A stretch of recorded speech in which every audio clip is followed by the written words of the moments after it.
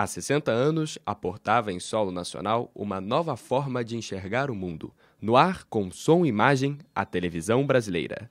Dos primeiros beijos, à explosão em cores. Das emoções de uma boa trama, às notícias em tempo real. A partir de 18 de setembro de 1950, o país começava a se acostumar com a máquina luminosa. O processo de implantação, capitaneado pelo empresário Assis Chateaubriand na Paulista Tupi, enfrentou muita desinformação. Era uma vergonha, você não sabia o que era televisão.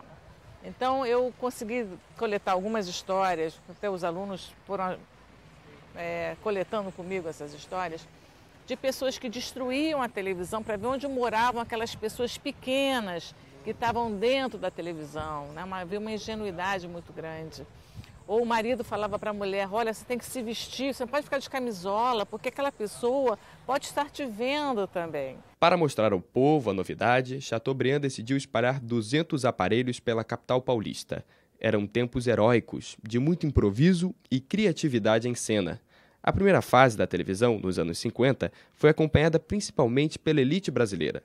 A TV era, ao mesmo tempo, um luxo e um mistério. Era uma aventura, como eles diziam. Então, a primeira fase da televisão a gente chama de a fase da aventura, porque eles iam testando tudo ao vivo. O que desse certo continuava, o que não desse certo eles descartavam. Brigas, lágrimas e muita intriga já faziam parte do imaginário popular graças às radionovelas.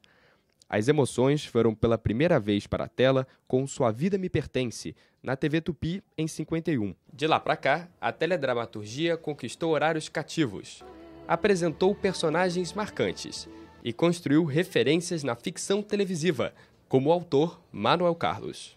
Essa televisão que se começou a fazer na Excelsior, ela já dividiu o público, ela já dividiu a audiência, fidelizou, na medida em que ela punha uma novela, que a Globo passou a fazer depois. Uma novela. O pai disso tudo, que pensam que é a TV Globo, é o Edson Leite. Uma novela, o telejornal, a outra novela importante, e depois a série. Já tinha séries incríveis. Quando passou a ter uma novela, e naquele horário, todos os dias, sem falhar um, a não ser domingo, começou a fidelizar realmente. O desafio era atrair o público ouvinte de rádio, e para isso, nada melhor do que melodias de alta qualidade. Na metade dos anos 60, Chico Buarque e Geraldo Vandré fizeram dos festivais de música um fenômeno nacional. Era o período de ouro da TV Record, uma época marcada pela histeria dos fãs e pelas letras de protesto contra a ditadura militar. E lotava. E as pessoas, isso é muito São Paulo, né? As pessoas iam de paletó e gravata. Olha só. Elas viam aquilo como se fosse um espetáculo de teatro. De uma certa maneira, era uma coisa muito bonita e muito honrosa para eles. Por quê? Você ia ver um filho da bossa, você ia ver Elis Regina, Jair Rodrigues, Simonal, Eli Ribeiro, Tom Jobim, João Gilberto, Vinícius, Baden Paulo. Já numa época de ditadura militar, né, o jovem não podia se expressar no diretório, os sindicalistas não podiam se expressar. Então, dentro do auditório, você tinha liberdade de vaiar ou de aplaudir. Então, isso virou uma questão de ordem. A música que se achava que tinha um duplo sentido era valorizada, ou porque ela era bonita, porque também tinha isso do duplo sentido, e a música chamada alienada era vaiada e era descartada. Então, nós temos uma segunda época de ouro da música brasileira. A primeira época de música maravilhosa que a gente teve foi nos anos 30, no rádio, e aqui, então, nos anos 60, nós temos a segunda fase da época de ouro da música brasileira, que surgem esses talentos todos, apesar da repressão política. Diante da censura, a saída era lutar e torcer. 90 milhões em ação acompanharam a conquista da Copa de 70. Mesmo assim, apenas um seleto grupo de telespectadores pôde ver a estreia do verde e amarelo da seleção. A cor chegou às casas do Brasil a partir de 72. Separa o país por causa do futebol, mas é uma coisa contraditória também, porque nessa época as pessoas eram torturadas, estavam sendo torturadas nos porões militares, né? Então havia perseguição, havia prisões, havia inquéritos, torturas. Então Isso tudo é uma contradição, porque a maioria está torcendo, mas não sabendo que existia esse tipo de situação no Brasil. A maioria era completamente alienada. A partir do lançamento do programa dominical Fantástico, em 73, inaugura-se a era da sofisticação tecnológica. Na década de 80, controle remoto e videocassete passam a simbolizar uma TV que se torna produto de exportação. Ao longo dos anos 70, a gente começa a ter um pouco mais de opção, mas a TV Globo realmente investiu nos seus produtos, não no conteúdo ideológico, vamos dizer assim, também porque havia uma ditadura, mas mesmo quando acabou a ditadura, em 79, a TV Globo vai demorar um pouco para acreditar que acabou a ditadura.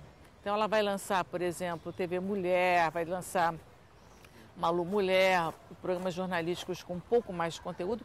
A redemocratização trouxe novos ares ao Brasil. No começo da década de 90, a TV se globaliza. A Central Globo de Produção, ou Projac, no Rio de Janeiro, é a prova da industrialização e da profissionalização da TV. Canais por assinatura aumentam a competitividade entre as emissoras, na época em que o número de televisores praticamente atinge 90% dos lares brasileiros. Eu acho que é um começo de quebra de paradigma. Ainda não foi total, mas porque é o seguinte, existia também a gatonete que as pessoas roubavam o sinal. Mas o que o Boni falava na época, que eu acho muito interessante, é que naquele momento a classe D e E pela primeira vez está comprando televisão. E o nível baixou de novo. O que se tinha conquistado fez com que entrasse o Ratinho, aqueles personagens todos que eram baixo níveis mesmo, né? Então, porque a classe D e E compra pela primeira vez a sua televisão. Então, a classe A e B, ela se volta para a televisão por assinatura e ela tem uma opção. Antigamente, você não vai lembrar disso, mas no começo da televisão por assinatura não tinha anúncio. Os documentários eram em inglês, com legenda. Novo século e novos tempos. Com a expansão da internet a partir dos anos 2000, a convergência digital vai aos poucos se tornando uma realidade. E para tentar desvendar quais são os caminhos da TV do futuro, um debate inédito durante o Festival do Rio refletiu sobre a relação do criador com o público hoje. O seminário reuniu no Oi Futuro de Ipanema representantes de vários veículos de comunicação do Brasil e do exterior. Criatividade, interatividade e talento. Esses elementos foram considerados essenciais à formação da TV do futuro pelos debatedores. Para eles, o que era antes restrito à elite intelectual, hoje está aberto à participação de todos os conectados à rede mundial de computadores. O apresentador Zeca Camargo, da TV Globo, não espera uma revolução criativa nas mídias tradicionais. Segundo ele, a interatividade oferecida pela internet vai apenas reforçar a importância dos veículos já consolidados. Como produtor, ou melhor, transmissor dessa informação toda, o que um programa tem que fazer, um programa que quer ser uma referência não só para a TV aberta como para a internet, é criar bons filtros para selecionar. A coisa mais importante, primeiro, é a iniciativa e a segunda, os filtros para isso chegar de uma maneira com credibilidade para o telespectador e até para o internauta. Diretora do Fórum das Imagens de Paris, Laurence Hesberg revelou uma angústia tanto no Brasil quanto na França em relação às novas gerações de telespectadores. De fato, ouvi dos franceses que participaram dos festivais o extraordinário crescimento econômico do Brasil, que todo mundo sabe, mas também a grande criatividade brasileira. Estamos muito impressionados, vimos que o Brasil não é mais um país em desenvolvimento, mas um país que deu partida no motor, decolou. E a gente se deu conta de que os interessados na França e aqui no Brasil são comparáveis. Lá no debate, nós nos colocamos na mesma questão. Qual é a televisão do futuro? Como os artistas vão se expressar? Como a internet vai tratar da política? E nós concluímos que não pensamos da mesma maneira, mas estamos todos diante da mesma questão. E que as aspirações, os desejos dos jovens brasileiros não são tão diferentes dos franceses ou europeus. Mas foi consenso entre os convidados que a TV está em meio a um processo de realinhamento de identidade. O jornalista Arthur da Pieve, professor da PUC-Rio, foi o mediador do encontro. Para ele, a academia pode contribuir para resolver essa crise. A universidade ela tem que valorizar e ajudar a criar, a dar parto, né, a esses talentos nas mídias diferentes, mas também tem que estar atenta para aqueles que convergem naturalmente. A gente tem talento para todas as mídias, né? Do interior às metrópoles pulsantes do mundo inteiro, o desafio da TV do futuro é se reciclar constantemente.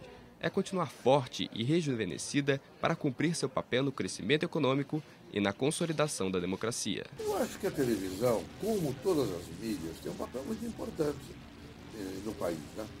Numa nação, porque ela tem uma penetração muito grande em todas as famílias, em todos os lares. Então, todas elas, eu não vejo a televisão assim como uma coisa tão superior às outras. É evidente que, por exemplo, sobre o rádio, claro, ela tem a imagem, isso então é tudo, mas ela já está quase tão instantânea quanto o rádio. Então, tudo isso é de uma grande importância, pode não parecer, pode parecer coisa de maluco, mas isso consolida a democracia, consolida